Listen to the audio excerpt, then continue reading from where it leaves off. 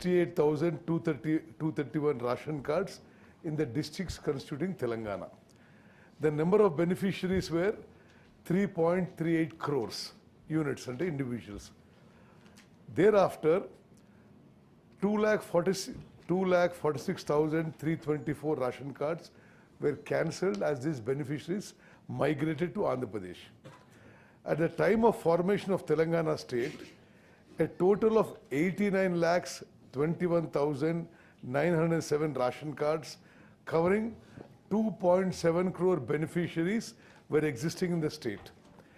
The same have been converted as food security cards, central and state, and issued as new food security cards, duly changing ration card series following Telangana code. In addition to the above, a total of 6,47,479 new food security cards covering 20,69,000 beneficiaries were issued in the state from 2016 to 2023. Simultaneously, 5,98,000 food security cards covering 19 lakh beneficiaries were deleted as they were ineligible from 2016 to 2023. As a net result, in the 10 years of 2014 to 2023, the total cards issued in the state on the positive side were 49,000 cards covering 86,000 beneficiaries. Now, as of today, there are 89.95 lakh cards in the state covering 2.81 crore individuals. The category-wise food security cards in the state as of today are: in the central government scheme, National Food Security Act, 54 lakh cards covering 1.91 crore individuals. In the state, 35 lakh cards covering 89 lakh individuals. Then for new members, new member addition, the new member addition applications pending with the government, these applications have been received through Me Seva. 18 lakh applications have been received, just not now, for many years now, and covering a total of 26 lakh individuals. Existing card lo కొత్త members add చేసుకోవడానికి applications కూడా pending ఉన్నాయి. ఇప్పుడు ప్రభుత్వ అంచనాల మేరకు, మేము చేసిన ఎక్సర్సైజ్ అంచనాల మేరకు అప్రాక్సిమేట్గా మరో 10 లక్షల రేషన్ కార్డ్స్ ఇవ్వాల్సి ఉంటుంది. ఒక్కొక్క రేషన్ కార్డ్కి 3.16 ల్యాక్ యూనిట్స్ అంటే ఇండివిజువల్స్ ఉంటారు. అంటే మొత్తము కొత్తగా 31 లక్షల మందికి రేషన్కి ఎలిజిబిలిటీ చేయాల్సిన అవసరం ఉందని చెప్పి మేము చేసిన అంచనా అని చెప్పి మనవి చేస్తూ, అదేవిధంగా దీనికి ప్రభుత్వానికి అదనంగా 956 కోట్లు ఖర్చు కాబోతుందని చెప్పి మేము చేసిన స్టడీ ఎగ్జామిన్ చేసిన విషయం మనం చేస్తాను. ఈ విషయాన్ని కొత్త రేషన్ కార్డ్స్ మరి ఏ మొడాలిటీస్తో ఇవ్వాలి, ఏ విధంగా ఇవ్వాలని చెప్పి ప్రభుత్వం ఒక క్యాబినెట్ సబ్ కమిటీ ఫామ్ చేయడం జరిగింది.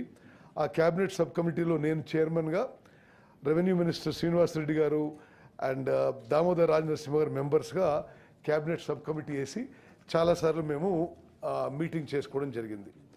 అయితే ప్రస్తుతానికి మేము క్యాబినెట్ సబ్ కమిటీ క్యాబినెట్కి రికమెండ్ చేసింది ఏంటంటే, ఈరోజు క్యాబినెట్లో ఈ రికమెండేషన్ మీద చర్చ జరగబోతుంది. బట్ ఏం చేసామంటే, ఫస్ట్ మేము అందరు ఎంపీలు, ఎమ్మెల్యేలు, ఎమ్మెల్సీలకి లెటర్ రాసాం.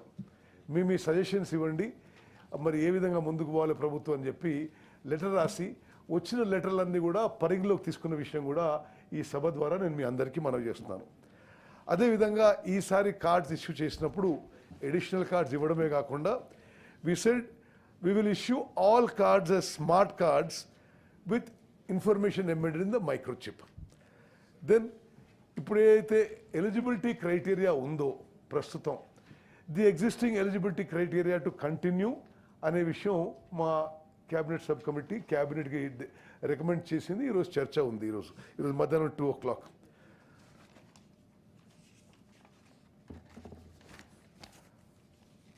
అదేవిధంగా సుప్రీంకోర్టుకి సక్సేనా కమిటీ అని ఈ రేషన్ కార్డు విషయంలో ఏదైతే రికమెండేషన్ చేసిందో ఎలిజిబిలిటీ క్రైటీరియా మీద కానీ ఏమి ఇవ్వాలని అవి మా క్యాబినెట్ సబ్ కమిటీ పరిగణలోకి తీసుకొని క్యాబినెట్ రికమెండ్ చేయడం జరిగింది.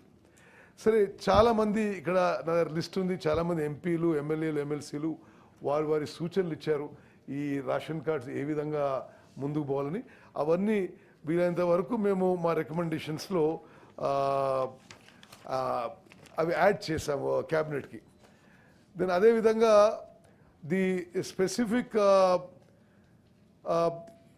recommendations of the cabinet subcommittee to the cabinet is our consent for issuance of electronic chip embedded smart ration card. Then what are the exclusion and inclusion guidelines for eligibility for food security card ఏం adapt చేసుకునేది కూడా చెప్పడం జరిగింది. మరి ఇప్పుడు గౌరవనీయులు cone Ram గారు చెప్పిన విషయం తప్పనిసరిగా we will take it into account. The recommendations of the public representatives were examined and decided to adopt a few of the recommendations. Then what modalities to follow, how to go forward అనే దాని మీద కూడా మేము మా recommendations cabinet sub కమిటీగా క్యాబినెట్కి recommend చేయడం జరిగింది. మరి I'm happy to inform the through you to all BPL families in Telangana that మేము సూచనాప్రాయంగా సంక్రాంతి తర్వాత ఈ process of issue of ration cards we will begin. అదేవిధంగా ఇప్పుడు మీ అందరికీ తెలుసు, వాస్తవంగా ఏదైతే ఇప్పుడు రేషన్ ఏదైతే మన ప్రభుత్వం ఇస్తుందో 6 కిలోల బియ్యం టు ఎవ్రీ ఇండివిజువల్, మేము ఆ 6 కిలోల బియ్యం కూడా మరి సన్న బియ్యం ఇవ్వడానికి కూడా ఇన్ ప్రిన్సిపల్ డెసిషన్ తీసుకోవాలని చెప్పి తెలియజేస్తున్నాం. Thank you.